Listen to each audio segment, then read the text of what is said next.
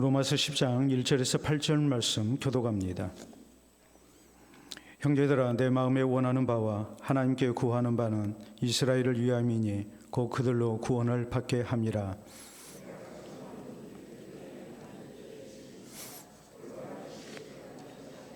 하나님의 의를 모르고 자기 의를 세우려고 힘써 하나님의 의에 복종하지 아니하였느니라.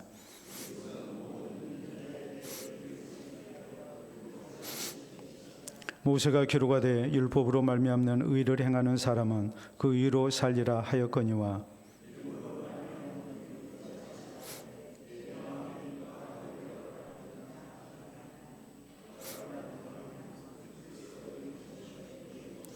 혹은 누가 무적행에 내려가겠느냐 하지 말라 하니 내려가겠느냐 하면 그리스도를 죽은 자 가운데서 모셔 올리려는 것이라.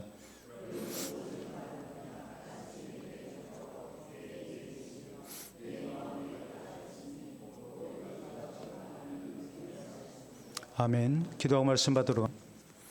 오늘 로마서 강의 28번째 시간입니다. 우리가 잘 아는 산업혁명은 18세기 말에 후반 영국에서 이제 시작이 됐습니다. 그 전에는 수공업으로 필요한 물품을 생산해냈는데 이제는 기계로 물건을 생산해내는 그런 이제 기계 문명 시대가 열리게 된 거죠. 자연히 대량 생산 시대가 이렇게 열리게 됐습니다. 이것은 단순히 경제 구조만 변화를 가져온 게 아니고 사회 구조까지 변화를 가져오는 아주 엄청난 사건이 됩니다. 신흥 재벌들이 탄생하게 됐고, 그리고 중산층이라는 그런 새로운 계급이 탄생을 했습니다. 그리고 그 결과로서 근대 국가가 이렇게 탄생하게 됩니다. 산업혁명에서 뒤처진 국가는 자연히 후진국이 될 수밖에 없었고, 이제 식민지에 편입이 되고 맙니다. 산업혁명을 일찍 일으켰던 유럽 열강들이 이렇게 세계의 그런 경제뿐만이 아니라 이제 식민지를 개척하고 제국을 건설하는 그런 모습으로 나아갔고, 반대로 아시아와 아프리카의 많은 나라들이 이제 식민지로 전락하는, 그리고 참으로 힘든 시대를 이제 살아야 하는 그런 형편이 되고 말았습니다. 그 당시 우리 조선은 어떻게 됐느냐 했을 때에 우리가 잘 아는 대로 흥선대원군이 쇄국 정책을 펼쳤죠.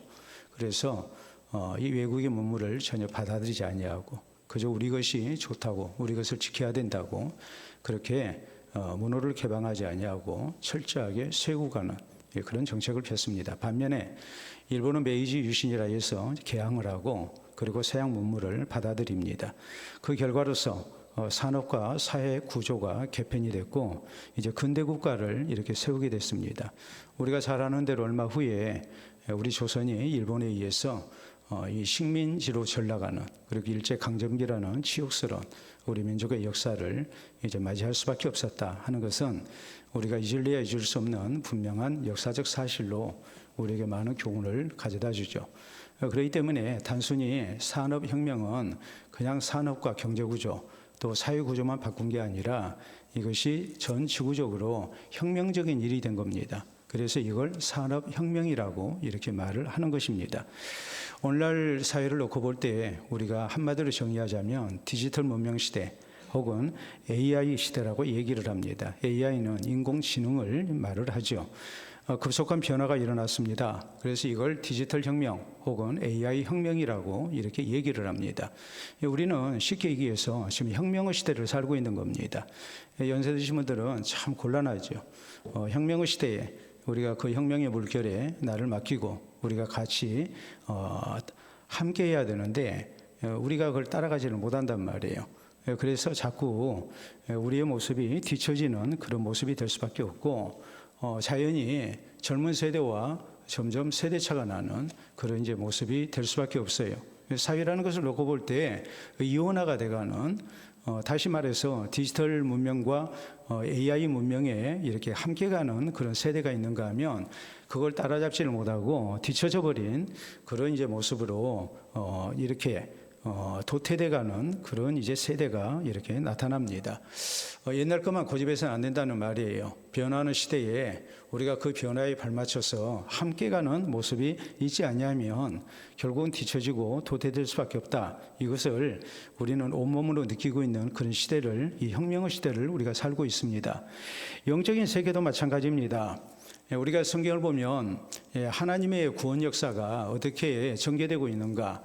우리 하나님께서는 하나님의 구원 역사를 전개하실 때에 율법 시대에서 이제는 은혜 시대로 이렇게 전환을 시키셨습니다. 하나님의 놀라운 약속 속에 율법을 통해서 예수 그리스도를 통한 구원을 약속하셨고, 그리스도가 이 땅 가운데 오셔서 하나님께서 약속하신 그런 구원의 길을 여십니다. 십자가에 달려 죽으시고 부활하심으로 우리에게 새롭고 산 길을 여셨단 말이에요. 이건 혁명적인 사건이에요.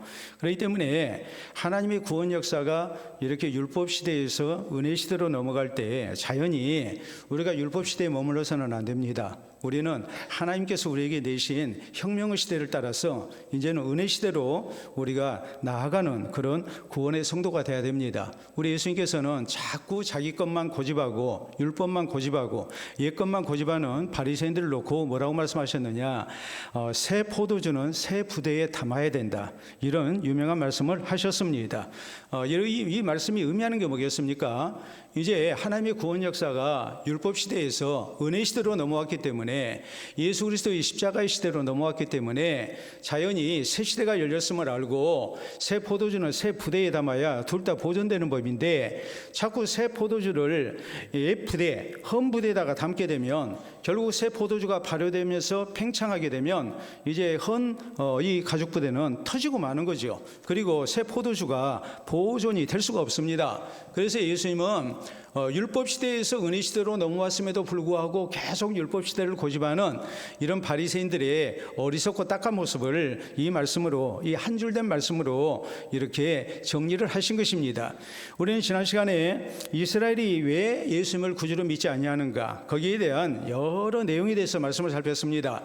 누구보다도 좋은 환경 가운데 이스라엘 민족은 하나님을 섬기는 백성이 됐습니다. 저희에게는 하나님에 대해서 알고 하나님을 체험한 조상들이 있었고, 또 하나님이 주신 율법이 있었고, 예배가 있었고, 하나님을 향한 기도가 있었고, 경건 생활이 있었습니다. 그렇기 때문에 저희는 이런 것을 통해서 하나님을 잘 섬기고, 또 하나님께서 주신 이런 율법을 통해서 그리스도를 기다린 가운데 이제 구원을 얻을 수가 있단 말이에요. 더구나 하나님께서 약속하신 예수께서 저희 민족 가운데 동족으로 오셔서 저희 시대에 십자가에 달려 죽으시고 부활하시는 놀라운 역사를 나타내셨습니다.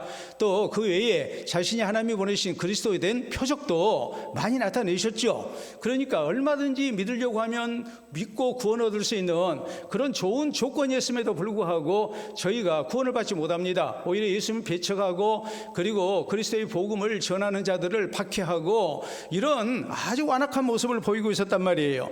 여기에 대해서 사도 바울은 왜 그러느냐, 그 절대적 이유를 뭐라고 말씀하냐면 하나님의 주권적인 선택 때문이었다라고 말씀을 하세요.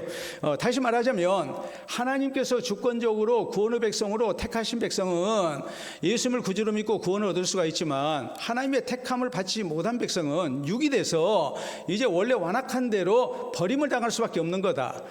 이 완악한 마음 가운데 있는 우리들을 하나님께서 택하셔서, 일부를 택하셔서 저희에게 성령의 감동하심 속에 예수님을 구주로 믿게 하심으로 우리가 구원받는 거니까. 그러니까 이런 하나님의 주권적 선택을 받지 못한 무리들은 자연히 육이 된 상태에서 완악한 모습으로 그리스도를 믿지 아니하는 그 결과로서 저희가 구원을 받지 못한 거다, 이렇게 강조를 하죠. 그러므로 자연히 우리에게 주시는 교훈이 뭐였겠습니까? 하나님께는 절대 불의가 없다는 사실이에요. 원래가 구원받지 못할 백성들 완악한 대로 하나님 그냥 두셨습니다. 그러니까 이것은 하나님의 책임이 아니라 자신들의 책임이라는 사실이에요. 왜 이스라엘이 구원받지 못했는가? 하나님께서 저희를 주권적으로 선택하지 않았기 때문에 저희가 구원받지 못한 건 사실이지만, 저희의 잘못이 뭐였습니까? 잘못된 선민의식을 가지고 있었죠.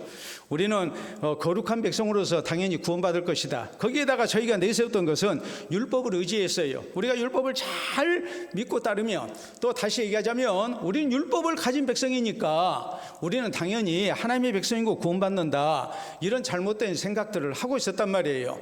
여기에 대해서 바울 사도는 토기장의 비유를 가지고 설명을 합니다. 토기장이가 도예공이 진흙을 가지고 그릇을 만드는데, 어떤 그릇을 가지고는 귀한 그릇을 만들고 어떤 그릇을 가지고는 천이 쓸 그릇을 만드는 법이다. 그러니까 흙 자체에 무슨 조건이 있는 게 아니다. 이것은 토기장이의 주권적 의지에 따라서 그 모습이 달라질 수밖에 없는 것이다. 절대 우리가 특별해서 우리가 거룩한 백성이 되는 것이고 우리가 구원받을 백성의 자격을 얻은 것이 결코 아니다. 근데 이스라엘이 이런 잘못된 생각 속에 빠졌기 때문에 결국 자기 의를 앞세우고 율법의 의를 앞세우다가 하나님의 은혜를 앞세우지 아니하다가 저희가 구원받지 못한 자리에 이르게 된 것이다. 이렇게 강조를 하죠. 이 말씀은 궁극적으로 구원받은 우리는 어떤 신앙의 자세를 가져야 된다는 뜻입니까?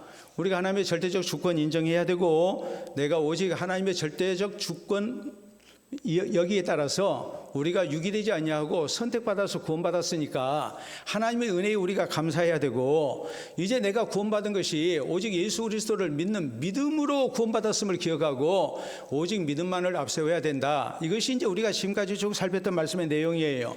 오늘 성경 말씀은 이제 이스라엘의 잘못된 신앙의 모습을 다시 한번 지적을 합니다. 그러면서 구원받은 우리 성도에게 이런 모습이 반복돼서는 안 된다, 이걸 경고를 하고 있는 거예요. 다시 말해서 이스라엘이 구원받기 위해서 저희가 바른 신앙 자세를 가져야 되는데 바른 신앙 자세를 갖지 못해서 구원받지 못했다. 그렇기 때문에 우리가 혹시라도 구원받지 못한 이스라엘 백성들과 같은 그런 모습이 있어서는 안 된다. 은혜의 시대로 넘어온 이 혁명적인 구원 역사 속에서 우리가 자꾸 옛것에 머물러 있는, 율법에 머물러 있었던, 그리고 자기 의에 빠져가지고 구원을 받지 못했던 이스라엘 백성들과 같은 그런 모습이 있어서는 안 된다. 이것을 강조하기 위해서 오늘 성경 말씀을 이렇게 우리에게 허락하신 것입니다. 자, 그러면 여기 성경 말씀을 통해서 우리가 다시 한번 되새겨야 되고, 또 절대로 놓치지 말아야 할 구원받을 성도의 아주 중요한 신앙의 자세는 무엇일까요? 오늘 성경이 우리에게 말씀하는 내용이 뭘까요? 그것은 우리 신앙생활에 있어서 가장 중요한 것이 무엇인가, 이것을 우리가 먼저 발휘해야 된다는 것을 말씀을 하세요. 자, 1절에 있는 말씀 보도록 합니다. 형제들아, 내 마음에 원하는 바와 하나님께 구하는 바는 이스라엘을 위함이니 곧 그들로 구원을 받게 함이라라고 말씀을 해요. 자, 바울 사도가 이스라엘 백성들을 향한, 자기 동족을 향한 내 마음에 소원이 있다. 그런데 그 소원이 뭐냐 했을 때에 그들로 구원을 받게 하는 것이다라고 그랬어요. 자, 우리가 나라와 민족을 위해서 기도하는데 나라와 민족을 위한 기도, 우리가 여러 가지 기도 제목을 생각할 수가 있죠. 자, 여러분 생각을 해보세요. 자, 우리나라의 참된 민주주의가 이렇게 세워지게 해주십시오. 혹은 우리나라가 세계적으로 부강한 나라가 되게 해주십시오. 혹은 우리나라가 빨리 평화 통일을 이루게 해 주십시오. 이런 기도 얼마든지 할 수 있잖아요. 바울 사도도 그래요. 자기 동족 이스라엘을 위해서 기도할 때, 하나님, 우리나라가 지금 로마의 식민지하에 있는데 우리 민족을 빨리 해방을 시켜주세요. 또 기도하기를, 하나님, 우리가 경제적으로 너무나 어렵습니다. 그러니까 우리가 경제적으로 부강한 나라가 돼서 우리가 배고프지 않고 이제 배부르게 먹고 살 수 있는 나라가 되게 해주세요. 이런 기도도 할 수 있거든요. 뭐 우리나라의 국력이 세져가지고 그래서 인근에 있는 이방 민족들이 감히 우리를 넘보지 못하는 그런 강력한 나라가 되게 해주세요. 이런 기도도 할 수 있어요. 근데 바울 사도는 자기 민족을 위해서 기도할 때, 하나님 앞에 구할 때 딱 한 가지를 구했어요. 그게 뭐냐면 내 동족 이스라엘이 구원받게 해주십시오라는 거였어요. 여러분, 여기서 우리는 바울 사도가 자기 동족 이스라엘을 얼마나 사랑하였는가, 그 애족 정신을 우리가 알 수 있어요. 그런가 하면 두 번째로, 바울 사도가 정말 자기 동족 이스라엘을 위해서 기도할 때 가장 중요한 것을 무엇으로 생각했는가라는 것을 알 수 있어요. 바울 사도가 가장 중요하게 생각한 것은 이스라엘의 구원이었어요. 자, 하나님께서 이스라엘 백성들을 택하시고 저에게 율법을 주셔서 이제 하나님을 섬기는 백성이 되게 하고 하나님 뜻대로 사는 것이 무엇인가를 가르치셨습니다. 그리고 이런 과정을 통해서 이스라엘 백성들로 하여금 이제 구원 얻는 하나님의 백성이 되게 하시는 것이 하나님의 이 이스라엘을 택하신 목적이었단 말이에요. 근데 이들이 예수 그리스도를 배척하고 예수님을 구주로 믿지를 아니합니다. 그래서 자꾸 옛것에 매달려 있는 가운데 은혜 시대로 넘어오지를 못하고 있는 거예요. 바울은 그게 굉장히 안타까웠어요. 그러니까 자기 동족을 위해서 기도할 때, 하나님, 저희가 구원받게 해주십시오, 오직 이거였어요. 여러분, 오늘 우리가 하나님 앞에 어떤 신앙생활을 해야 될 것인가, 어떻게 해야 우리가 잘못된 그런 자리에 머무르지 아니하고 하나님의 은혜로 나아가는 성도가 될 수 있을 것인가 했을 때에 우리의 신앙생활의 목표가 무엇인가를 우리가 잘 생각을 해야 돼요. 자, 이스라엘 백성들 하나님께서 애굽에서 노예 생활하는데 출애굽이라는 엄청난 구원 역사를 나타내셨습니다. 애굽에서 노예 생활하던 이스라엘 백성들을 불러내셨는데 불러내신 목적이 뭐였습니까? 그냥 단순히 자유를 얻는 백성이 되게 하시기 위해서 저희를 불러내셨습니까? 아니면 하늘의 만나를 통해서 늘 배부르게 먹게 하기 위해서 하나님이 저희를 불러내셨습니까? 아니면 광야 생활 거기서 이스라엘이 살게 하기 위해서 하나님이 불러내셨습니까? 아니에요. 하나님은 적과 꿀이르는 가나안 땅에 들어가서 하나님 기뻐하시는 나라를 세우게 하기 위해서 저희를 불러내셨어요. 그런데 출애굽한 백성들은 그 생각을 갖지를 못한 거예요. 애굽에서 나온 걸로 만족했고 광야 생활이 불편하니까 다시 애굽으로 돌아가기를 원해요. 하나님께서 저희를 불러내신 그 거룩한 목적, 이것이 무엇인가를 생각을 하지 못한 거예요. 가나안 땅 갈 생각을 아예 하지를 아니해요. 그리고 자꾸 우리가 광야에서 굶어 죽겠다, 이럴 바에는 애굽에 가서 우리가 다시 노예민족으로 살면 굶어 죽진 않을 거 아니겠느냐, 이런 잘못된 생각을 하고 있는 거예요. 자, 예수님께서 오병이의 표적을 나타내셨습니다. 오병이의 표적을 통해서 식민지 백성으로서 배고파하는 이 백성들에게 배부르게 해주셨어요. 경제 문제를 예수님이 해결해 주셨어요. 그러니까 사람들이 많이 몰려들죠. 자, 요한복음 6장 유명한 말씀이에요. 거기 많은 무리들이 나오니까 예수님께서 말씀을 하십니다. 너희가 내게 나온 것은 표적을 본 까닭이 아니요 떡을 먹고 배불렀기 때문이다 라고 말씀을 하세요. 예수님의 오병이의 표적이라는 것은 자신이 하늘에서 내려온 산떡, 하늘의 떡, 생명의 떡인 것을 입증하는 표적이었어요. 아, 이분이 정말 하나님께서 약속하신 그리스도시구나, 이분을 그리스도로 우리가 믿고 구원을 받아야 되겠구나, 이 생각을 해야 되는데 단순히 경제적 목적으로 예수님을 찾은 거예요. 너희가 내게 나온 것은 표적을 본 까닭이 아니요 떡을 먹고 배가 불렀기 때문이다. 또 떡을 얻으러 나온 거예요. 잘못된 거죠. 그럼 예수님 말씀하시죠. 너희가 나를 통해서 뭐 하라는 겁니까? 나를 그리스도를 믿으라는 겁니다. 그래서 구원받는 백성이 되라는 겁니다. 그런데 이 말씀을 어렵도다 누가 알아들 수 있겠느냐 하면서 다 떠나가고 다시는 예수님과 같이 하지 아니했다. 그래서 예수님께서 제자들에게 물으십니다. 너희도 가려느냐? 그랬더니 요한복음 6장 68절에 베드로가 대답합니다. 영생의 말씀에 주께 있사오니 우리가 누구에게 가겠습니까? 그래요. 영생의 말씀이에요. 예수님을 구주로 믿어서 영생 얻는 거, 이것이 제일 중요하단 말이에요. 자, 요한복음 20장 30절 31절 말씀, 이 말씀은요 요한복음의 결론적인 말씀이에요. 요한사도가 그래요. 예수께서 행하신 표적이 이외에도 많다. 그러나 오직 이것을 기록함은 너희로 예수님은 하나님이 보내신 그리스도이심을 믿고 너희로 생명을 얻게 하기 위해서다. 베드로서 1장 9절은 믿음의 결국이 무엇인가? 그것은 영혼의 구원이라고 말씀을 하세요.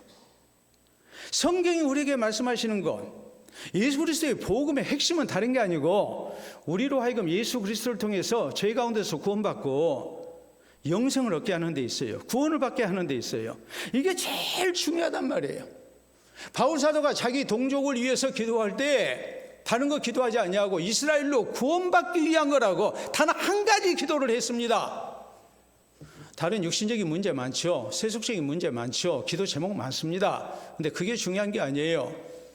예수님을 통해서 구원받는 것. 율법의 시대에서 은혜의 시대로 넘어왔는데 아직 율법의 시대에 머물러 있는 이 동족을 생각하면서 안타까워하는 거예요. 예수님을 구주로 믿고 구원받아야 되는데 그래야지 못하니까 안타까워하는 거예요. 오늘 우리의 신앙생활 속에서 이 영적인 목표, 이것을 우리가 바로 세워야 됩니다. 세상 무슨 일이든지 목표가 분명해야 됩니다. 학생이 공부를 잘하려면 공부에 관심을 가져야죠. 공부를 잘하고자 하는 목표를 세워야죠. 사업하신 분들은 사업을 잘하기 위한 목표를 세워야죠. 전문 직종에 계신 분들도 마찬가지입니다. 그래야 바로 갈 수가 있어요. 함부로 살지 아니에요. 자기가 할 수 있는 최선의 노력을 다해요. 그런데 이스라엘은 영적 목표가 잘못됐어요. 하나님의 뜻과 목적에 저희는 부합하지 못했어요. 그렇기 때문에 율법만 강조하다가 하나님께서 약속하신 구주가 되시는 예수 그리스도를 거절하고 만 거예요. 바울은 먼저 이 사실을 강조합니다. 동족 이스라엘이 하나님의 뜻과 하나님의 목적대로 구원받기를 간절히 소망하면서 복음을 증거하는 거예요. 우리 성도도 잘못된 자리에서 하나님께서 우리에게 약속하시는 구원의 길로 나가려면 영적인 목표를 가져야 되고, 예수 그리스도를 통해서 구원받는 것이 우리 신앙생활의 가장 중요한 목표가 되어야 돼요. 그것이 뭐겠습니까? 우리의 죄가 그리스도 안에서 다 용서받고 우리가 구원받고 천국 가는 것, 이것이 하나님께서 우리를 이 자리에 불러주신 가장 중요한 뜻인 것을 우리는 놓치지 말아야 됩니다. 오늘 내가 왜 교회를 다녀야 하는가? 내가 왜 예수님을 구주로 믿어야 되는가? 다른 거 아닙니다. 예수님을 통해서 우리 죄가 용서받고 우리의 영혼이 구원받는 데 있습니다.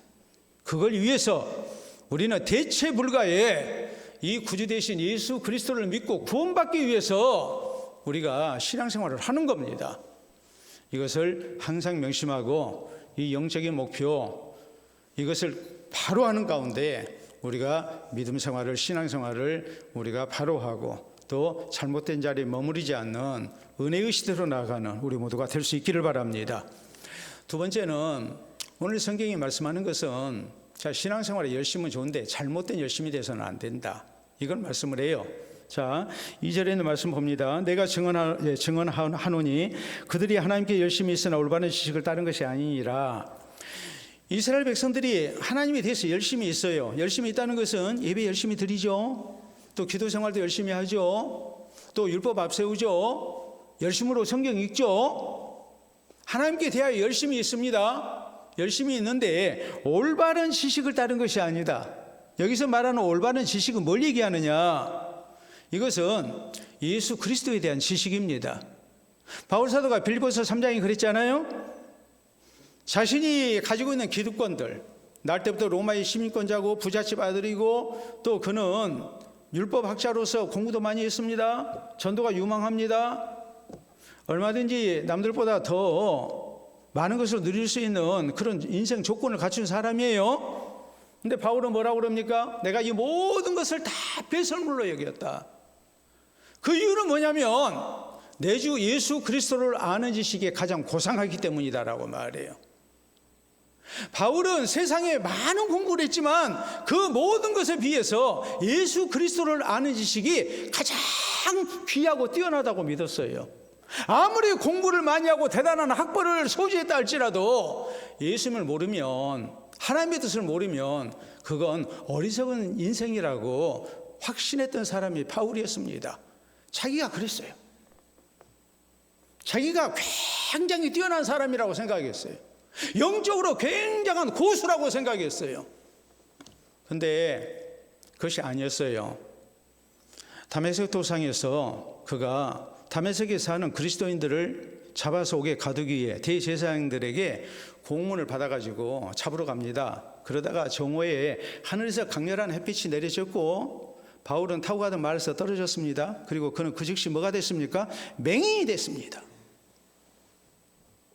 우리 예수님은 이 사건을 통해서 네가 영적인 맹인이다, 너는 굉장히 많이 한다고 생각하는데 예수님이 누구신가를 모르면 너는 영적인 맹인이다 라는 것을 깨닫게 하신 거예요. 그러니까 바울은 내 주 예수 그리스도를 아는 지식이 가장 고상하다고 믿은 거예요. 이스라엘의 형편을 놓고 보면 율법도 많이 알고 하나님 섬기는 법도 알고 하나님을 향한 대단한 열심을 가지고 경건생활하는 사람들이에요. 그런데 이런 모든 것들이 올바른 지식을 갖고 있지 않은 맹목적인 열심이었다는 것을 바울은 지금 지적을 하고 있는 겁니다. 올바른 지식이 없었다. 내 주 예수 그리스도를 아는 지식을 가지지 않은 어리석은 열심이었다, 이걸 말씀을 하는 거예요. 자, 3절 이하에 있는 말씀 보면 하나님의 의를 모르고 자기 의를 세우려고 힘써 하나님의 의에 복종하지 아니하였느니라. 하나님의 의는 뭡니까? 예수 그리스도죠. 예수 그리스도께서 십자가에 달려 죽으시고 또 부활하심으로 죄인된 우리의 의가 되셨습니다. 하나님의 의가 예수님이란 말이에요.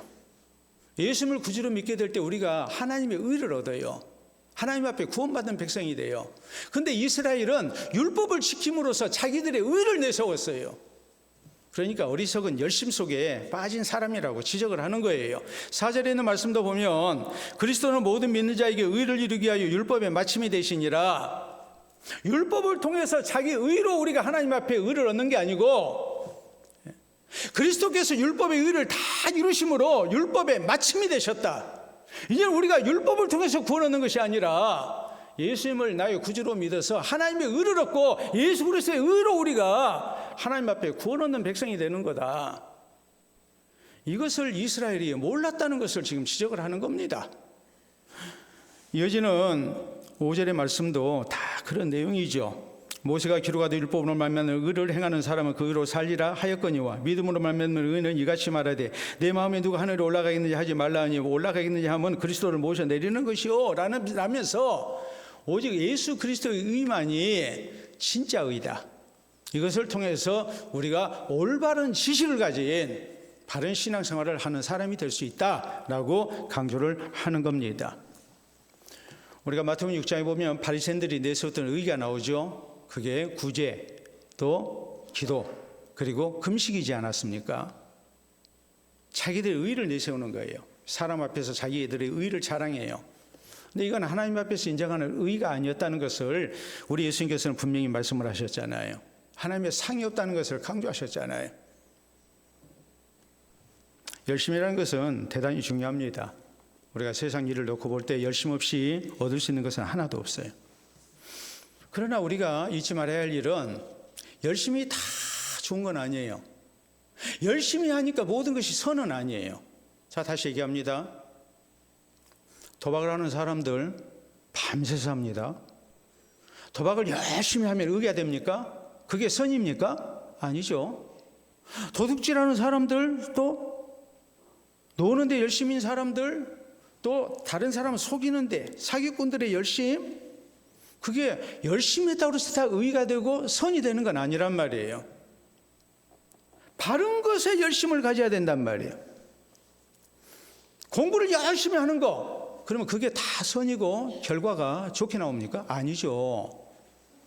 학생이 소위 말해서 공부 열심히 했는데 시험 안 나올 때만 열심히 하면 무슨 소용이 있겠습니까? 열심도 열심 나름이에요. 이스라엘 백성들 열심히 있었어요. 하나님에 대하여 열심히 있었어요. 그러나 그 열심이 나를 구원할 수 있는 건 절대 아니란 말이에요. 올바른 지식 가운데 우리가 열심을 가져야 돼요. 그래야 우리의 신앙생활이 바로 되는 거예요. 그러면 우리 성도는 잘못된 열심 가져서는 안 됩니다. 성경적인 바른 열심을 가져야 됩니다. 성경대로 믿고 사는 열심이 우리를 구원의 길로 인도한다는 것을 잊어서는 안 돼요. 여러분, 가인이 하나님이 섬기는데 열심이었습니다. 가인이 제사 안 드렸습니까? 농사짓는 자로서 자기 소산에 아주 귀한 거 바쳤죠. 그런데 그건 올바른 지식 가운데 행해진 것이 아니었어요. 하나님의 뜻과는 상관없는 자기 열심으로, 자기 의로 하나님 앞에 인정받으려고 한 거예요. 또 이스라엘 백성들이 모세가 십계명의 돌판을 받기 위해서 하나님의 임재의 산인 시내산에 올라갔을 때 산 아래 백성들이 금송아지 만들어 놓고 우상을 숭배합니다. 여러분, 가지고 있는 금을 내놔가지고 금송아지를 만들었습니다. 얼마나 열심히 있습니까? 이것이 우리를 애굽 땅에서 인도해낸 여호와 하나님이다 하면서 그 앞에서 아주 온 열심을 다해서 저희는 하나님께 예배를 드렸습니다. 그러면 그 열심이 인정을 받습니까? 하나님이 인정해 주십니까? 하나님도 인정 안 해주시고 모세도 인정을 할 수가 없었죠. 에베소 4장에 보면 성경은 우리에게 믿는 것과 아는 것이 하나가 돼야 된다 그랬어요. 믿는 거 중요해요. 그런데 무조건 믿는 건 안 돼요. 바른 것을 알고 믿어야 돼요. 그래야 우리가 온갖 잘못된 풍조 가운데서 흔들리지 않는 바른 믿음을 가질 수가 있다. 성경이 이렇게 말씀하죠. 자, 디모데후서 3장 15절로 17절의 말씀을 보면 또 내가 어려서부터 성경을 알았나니 성경은 능히 너로 하여금 그리스도 예수 안에 있는 믿음으로 말미암아 구원에 이르게 하는 지혜가 있게 하느니라. 모든 성경은 하나님의 감동으로 된 것으로 교훈과 책망과 바르게 함과 의로 교육하기에 유익하니 이는 하나님의 사람을 온전하게 하며 모든 선한 일을 행할 능력을 갖추게 하려 함이라 그랬어요. 하나님의 말씀에 근거한 바른 신앙생활을 우리가 해야 된다. 핵심은 그거거든요. 그래야 우리가 하나님의 사람을 온전하게 되고 모든 선한 일을 행할 능력을 갖추는 참다운 구원받은 성도처럼 사는 그리스도인이 될 수 있다. 열심도 우리에게 있어야 되지만 바른 열심이 있어야 된단 말이에요. 여러분, 우리가 흔히 쓰는 말 가운데 무식한 사람이 소신껏 열심히 살면 참 곤란합니다. 무식한 사람은 소신이 없는 게 좋아요. 근데 무식한 사람이 자기 소신대로 열심히 살면 누구도 막지를 못합니다. 이단들은 얼마나 열심히 있습니까? 이단들이 열심은 우리 안에 비교가 안 됩니다. 그럼 제가 좀 느낀 거 하나 얘기하겠습니다. 여기 가까이 신천지 있잖아요. 그 사람들 보면 자기들 집회 시간에 늦지 않으려고 뭐 불법 주차도 서슴지 않고 또 뭐합니까? 우리 교회 주차장에다가도 그냥 거짓말하면서 그냥 차 대고 그리고 막 뛰어갑니다. 나는 우리 교인들 가운데 예배 시간 늦어가지고 막 뛰어오는 교인들이 있다는 소리를 들어보지를 못했어요. 지금까지 한 번도 못 들었어요. 39년 동안. 그저 천천히 세워라 내워라 하면서 오십니다. 이단들 얼마나 열심히 믿어요. 그렇다고 그래서 우리가 그 사람들이 구원받을 사람이라고 말합니까? 잘못된 열심이죠. 우리의 신앙이 그리 돼서는 안 된단 말이에요. 우린 그랬어요. 농사를 짓는데 옛날에는 농부가 열심히 농사를 지면 분명히 그 수확이 보장이 됐어요. 그래서 이런 말을 했어요. 벼는 무슨 소리를 듣고 자랄까요? 농부의 발자국 소리를 듣고 자란다 그랬거든요. 근데 지금 벼는요, 농부의 발자국 소리를 듣고 자라지 않습니다. 기계 영농을 하기 때문에 농부도 별로 필요하지 않습니다. 품종 개량하죠. 토지 개량하죠. 그래가지고 농사를 짓기 때문에 농부를 할지라도 공부를 안 하면 도태되게 돼 있어요. 옛날 것만 고집하다가는 망하게 돼 있어요. 단위 수확량이 비교가 안 돼요. 공부하는 농부와 공부하지 않는 농부, 옛것에 머물러 가지고 옛것이 좋은 것이요 하면서 옛것만 고집하고 있다가는 쫄딱 망해먹기 딱 십상이에요. 지금 그런 시대가 아니거든요. 신앙생활 열심히 해야죠. 열심히 있어야죠. 열심만 가지고는 안 됩니다. 올바른 지식을 가지고 우리가 열심을 내야 돼요. 열심 없는 것도 좋은 모습은 아닙니다. 그러나 열심히 믿되 올바른 지식을 가지고 우리가 열심을 내야 된단 말이에요. 그 올바른 지식은 성경대로 믿고 성경대로 사는 열심이에요. 예수 그리스도에 대한 올바른 지식이에요. 내 주 예수 그리스도로 아는 지식이 가장 고상한 것. 성경으로 말미암아 예수 그리스도 안에 있는 믿음으로 말미암아 구원에 이르는 지혜를 얻는 믿음, 열심.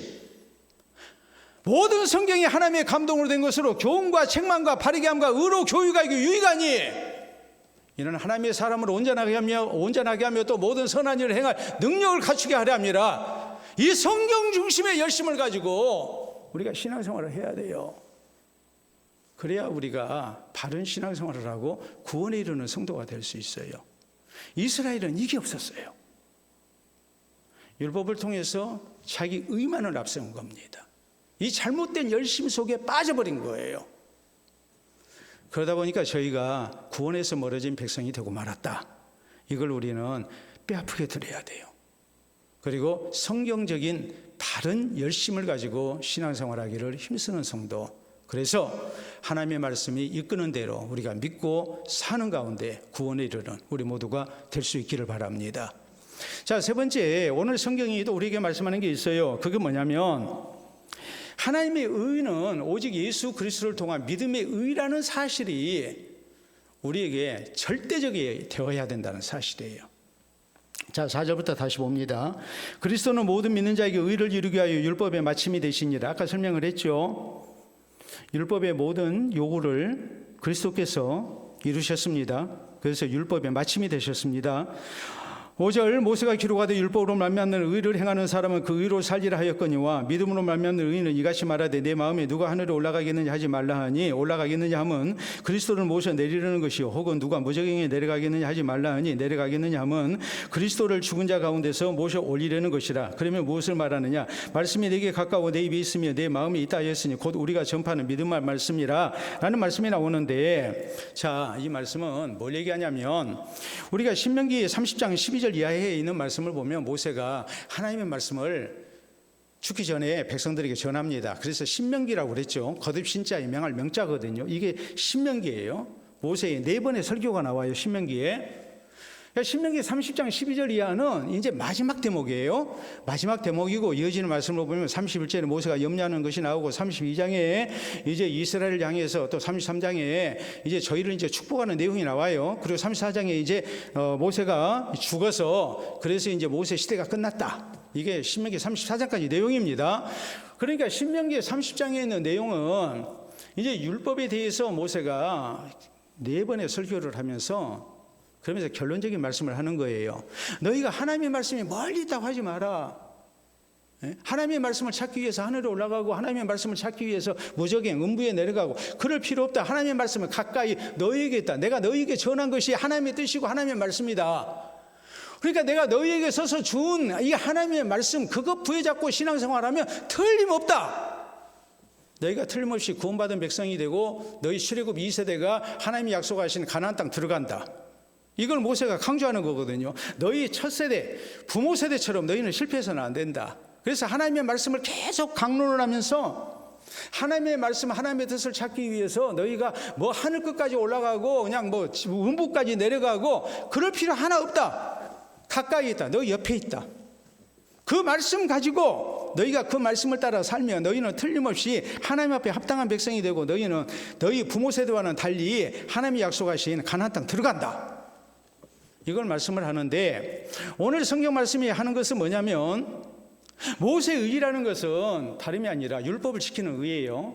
근데 율법은 우리를 의롭게 하기 위해서 율법이 주어진 게 아니고 우리가 불의하다는 것, 우리가 하나님 앞에 죄인이라는 것을 알게 하기 위해서 율법이 주어졌어요. 율법 앞에 우리가 죄인인 것을 알게 하시고 하나님께서는 우리가 율법의 의를 이루지 못하기 때문에 하나님은 예수 그리스도를 통한 의를 우리에게 주신 겁니다. 그 의가 뭡니까? 예수님이 율법의 마침이 되신 거예요. 율법의 의를 다 이루셨어요. 젖먹고 흠없는 예수님이 십자가에서 내 죄 때문에 대신하여 죽으셨어요. 그리고 율법의 마침이 되신 예수님을 우리가 구주로 믿으면 예수 그리스도의 의가 이제는 누구의 의가 됩니까? 내 의가 되는 거예요. 그래서 우리가 믿음으로 구원을 얻는 거예요. 근데 당시 이스라엘 백성들은 뭐 했느냐? 율법을 자기들이 지킴으로써 자기들의 의를 가지고 하나님 앞에 인정받으려고 한 거란 말이에요. 이게 잘못된 거다. 율법의 의, 자기 의를 내세우는 어리석은 사람 되지 말고 이제는 예수 그리스도의 십자가의 죽음과 부활을 통한 하나님의 의, 예수 그리스도의 의를 우리가 믿고 의지하는 하나님의 백성이 돼서 우리가 하나님 앞에 구원받기에 합당한 백성이 돼야 된다. 이게 지금 8절까지 내용이에요. 자, 이 성경 말씀에 우리에게 강조하는 게 뭐예요? 자꾸 내 의를 내세우지 말라는 거죠. 예수님의 의, 예수 그리스도의 십자가의 죽음과 부활을 통해서 우리에게 얻어진 의, 하나님이 인정하시는 하나님의 의, 이것을 우리가 믿음으로 내 의를 만들어야 된다 이 말이에요. 그러므로 우리가 하나님 앞에 의롭게 되기 위해서는 우리에게 뭐가 필요합니까? 내가 율법을 열심히 지켜서 우리가 의인이 됩니까? 아니죠. 이건 유대인들처럼 이스라엘 백성들처럼 어리석은 모습이 되는 거예요. 자기 의를 얻으려고 하니까.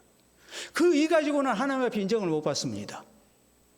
우리는 대신 예수 그리스도를 구주로 믿어서 그것으로서 우리가 하나님의 의, 예수 그리스도의 의를 얻는 의인이 되는 거란 말이에요. 자, 6월절 사건이 그렇죠. 6월절 사건이 뭐겠습니까? 양을 잡아서 하나님의 약속을 믿고 문에다가 발랐습니다. 그러면 죽음의 천사가 그 피를 보고 넘어갔어요. 그래서 6월이에요. 넘어갈 유자, 넘어갈 월자, 지나갈 유에다가 넘어갈 월자예요. 유월절. 6월에 와서 6월절이 아니고 패스오버. 지나갔다. 죽음의 천사가 지나간 거예요. 다른 말로 과월절이라는 말을 씁니다. 6월절을 자꾸 6월, 우리는 또 6.25 막 생각하고 막 6월 6일 현충일 생각하고 막 하니까 이게 좀 오해가 됐다 해가지고 지금은 또 과월절이라는 용어를 또 많이 사용합니다. 넘어갈 과자, 넘어갈 월자를 써서 죽음의 천사가 패스오버 넘어갔다, 지나쳐갔다. 그 피를 보고 하나님의 약속을 믿는 그 믿음을 보고 죽음을 면했단 말이에요. 요한복음 1장 29절에 이런 모습을 보고 보라 세상 죄를 지고 가는 하나님의 어린 양이로다. 세례요한 예수님에 대해서 그렇게 증거합니다. 모세 높임 사건도 마찬가지예요. 이스라엘 백성들이 길이 험해서 불평하고 하다가 민수기에 보면 하나님이 불뱀을 통해서 저희 가운데 많은 사상자가 나오죠. 그때야 비로소 잘못했다고 하나님 앞에 비니까 하나님께서 모세의 기도를 받으시고 저희가 살 길을 열어주십니다. 그게 뭐였습니까? 돛뱀을 만들어서 장대 끝에 높이 달아라. 그것을 보는 자는 살게 될 것이다. 말이 안 되는 처방이에요. 아니 독사에게 물렸으면 무슨 약을 주시든지 약초를 주시든지 해야 하지 않겠습니까? 근데 하나님은 그렇게 하시지 않았습니다. 왜요? 불뱀에 물려서 하나님의 징벌을 당한 원인은 길이 험해서 하나님의 인도에 대한 불순종 가운데 되어진 일이거든요. 낳으려면 불순종한 자식은 뭐 해야 됩니까? 순종해야 됩니다. 순종이 처방입니다. 그러므로 하나님께서는 말이 안 되는 돛뱀을 만들어서 장대 끝에 높이 달아라. 그걸 보는 자는 살게 될 것이다. 순종으로, 믿음으로 순종함으로 구원 얻게 한 거예요. 우리 예수님께서 요한복음 3장 14절부터 16절까지 말씀하십니다. 모세가 광야에서 뱀을 든 것 같이 인자도 들리하리니 이는 그를 믿는 자마다 영생을 얻게 하라 하십니다. 하나님이 세상을 이처럼 사랑하사 독생자를 주셨으니 이는 그를 믿는 자마다 멸망하지 않고 영생을 얻게 하려 하십니다. 모세의 놋뱀이 결국 누구를 예표하는 거냐? 예수님을 예표하는 거예요. 그것은 다른 것을 말씀하는 게 아니라 하나님의 약속을 믿는 믿음과 순종 속에 우리가 구원을 얻는다는 말이에요.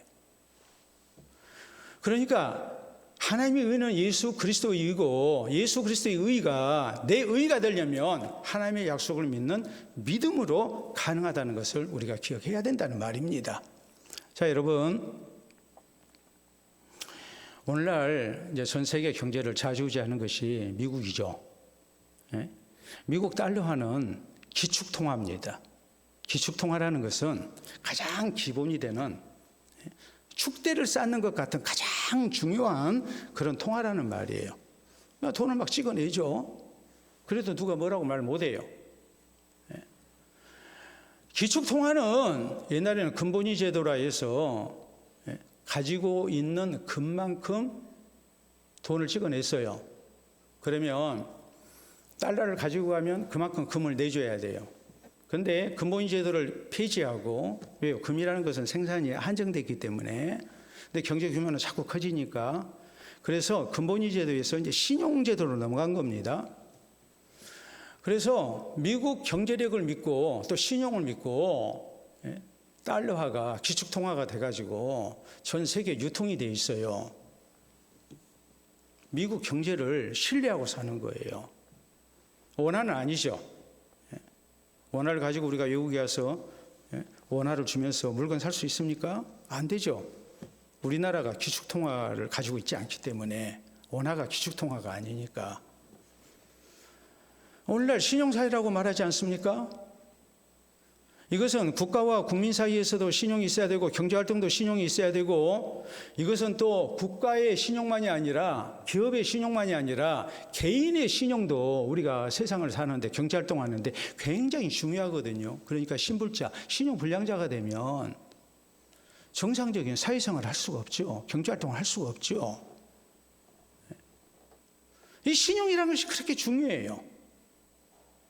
하나님과 우리 사이에서 제일 중요한 게 뭐냐? 하나님이 우리에게 요구하시는 것은 우리가 세상적으로 굉장히 뛰어난 어떤 인생 조건을 갖추는 게 아니에요. 가장 중요한 것은 하나님의 약속을 믿는 믿음이에요. 예수님이 죄인된 우리를 위해서 하나님이 보내신 그리스도시고 이분이 내 죄 때문에 십자가에 달려 죽으시고 부활하셨어요. 예수님을 나의 구주로 믿으면 우리 모든 죄가 용서받고 하나님께서 나를 의인으로 받아주시겠다고 약속하셨어요. 그걸 진실되게 믿고 하나님의 약속을 믿는 가운데 내가 하나님 앞에 죄인인 것을, 율법 앞에 죄인인 것을 고백하고 예수님을 나의 구주로 믿는 거예요. 이것이 우리가 하나님 앞에 내세울 예수 그리스도의 의고 하나님의 의예요. 내가 율법을 지켜가지고 내 의를 가지고 우리가 구원 얻는 것이 결코 아닙니다. 그렇기 때문에 우리는 이 사실을 기억하고 오직 예수 그리스도의 의만이 나를 구원의 길로 인도한다는 것을 절대적으로 우리가 믿고 신뢰해야 합니다. 그럴 때 우리가 구원 얻는 성도가 될 수 있습니다. 이스라엘처럼 자기 의를 내세우는 어리석은 모습이 되서는 안 된다. 이걸 지금 바울은 우리에게 외치고 있는 겁니다. 자, 우리가 한자 하나 보도록 하겠습니다.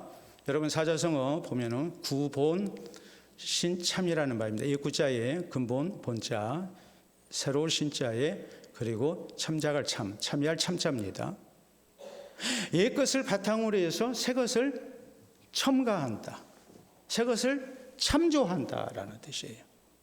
이 말은 1897년에 우리나라가 이제 개화 시대로 넘어가는 그 과정에서 개화파들이 주장했던 유명한 원칙입니다. 옛 것을 바탕으로 해서 우리가 새 것을 거기에 더해가자. 새 것을 참작해서 우리나라가 더 나은 미래로 나아가자는 그런 주장을 담고 있는 것이 구본신참이에요. 이렇게만 됐으면 얼마나 좋았겠습니까? 그런데 그리하지를 아니하고 구본만을 강조를 했어요. 신참을 강조를 했지만 그게 너무 미미했어요. 그러다 보니까 산업혁명을 할 수가 없었고 제대로 된 개화를 할 수 없었고 결국 먼저 메이지 유신을 통해서 문호를 개방했던 일본에 의해서 먼저 산업사회를 이룬 일본에 의해서 우리나라가 이제 식민시대로 들어가는 일제강점기를 이렇게 겪게 된 것이죠. 배 아픈 역사 아닙니까? 이스라엘 백성들이 그랬어요. 이스라엘 백성들이 구본에 빠졌어요. 율법의 시대에 머물렀어요. 예수 그리스도가 오셔서 은혜의 시대가 열리고 있는데 그걸 거절한 거예요. 신참을 하지 아니한 거예요. 자꾸 자기들의 의를 내세우고 잘못된 열심 속에서 하나님 앞에 인정받으려 하고 자기 착각 속에 빠진 백성들이었어요. 바울은 이게 너무 안타까웠어요. 그래서 저희를 위해서 기도하는 겁니다. 저희가 하나님을 향해 올바른 지식 가지고 바른 열심 속에서 하나님의 의, 예수 그리스도의 의를 내세우는 백성이 되기를 소망하고 있는 거예요.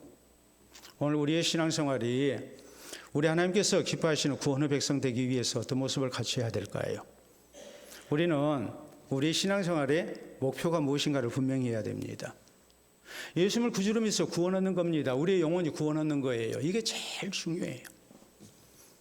그러기 위해서 우리는 잘못된 열심에 빠져서는 안 돼요.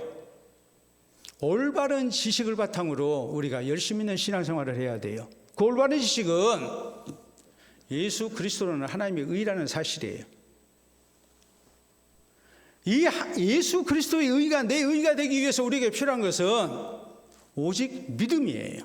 하나님의 언약을 믿는 믿음 가운데 우리가 예수 그리스도의 의를 붙드는 예수 그리스도가 하나님이 보내신 그리스도이신 것을 진실되게 믿고 고백하는 이런 믿음과 순종의 자세가 우리에게 있어야 됩니다. 이 구본 신참이 우리에게 있어야 됩니다. 율법이 말씀하는 바 예수 그리스도의 십자가의 은혜를 우리에게 계시하고 있다는 것을 우리가 잊지 말고 우리가 예수 그리스도의 구주 되심을 진실하게 믿는 성도, 그래서 하나님께서 우리에게 진정으로 주기를 원하시는 우리의 영혼 구원을 이루는 우리 모든 성도 되시기를 주의 이름으로 부탁합니다. 우리 함께 기도합니다. 오늘 내가 신앙생활하는 열심이 어디에 있습니까? 그 목적이 어디에 있습니까? 무엇을 위해서 우리는 신앙생활에 열심을 내고 있습니까?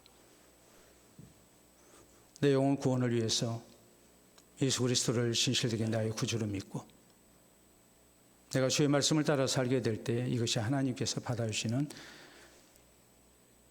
하나님의 의가 된다는 것을 우리는 진실되게 믿고 고백해야 됩니다. 우리 함께 기도합니다.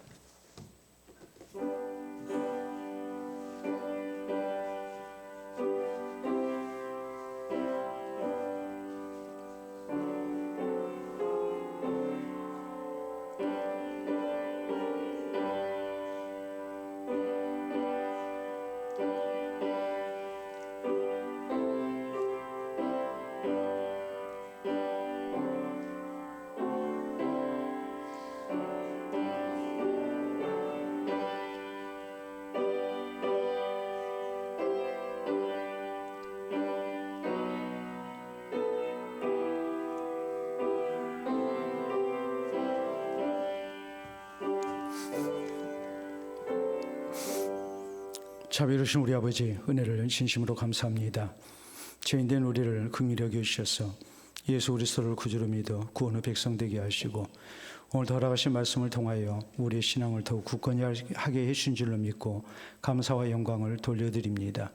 우리가 신앙생활하는 최고의 목적이 바로 영혼 구원에 있음을 우리가 분명히 인지하고 예수 그리스도를 진실되게 나의 구주로 믿고 주의 말씀을 따라 사는 가운데 우리가 구원에 이르는 백성들이 되기를 원합니다.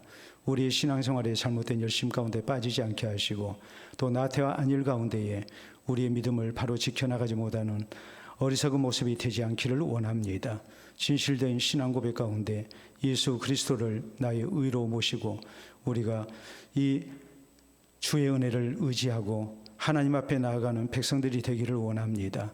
또 최선을 다하여 열심을 품고 신앙생활하는 가운데 믿는 것과 아는 것에 하나 되어 흔들림이 없게 하시고 세상 끝날까지 바른 믿음 가지고 우리가 신앙생활하게 하시고 우리 하나님 약속하신 구원에 이르는 우리 모든 성도들 되게 하시고 넉넉히 천국 들어가는 우리 모두가 될 수 있도록 역사하여 주시옵소서. 예수님 이름으로 기도하옵나이다. 아멘.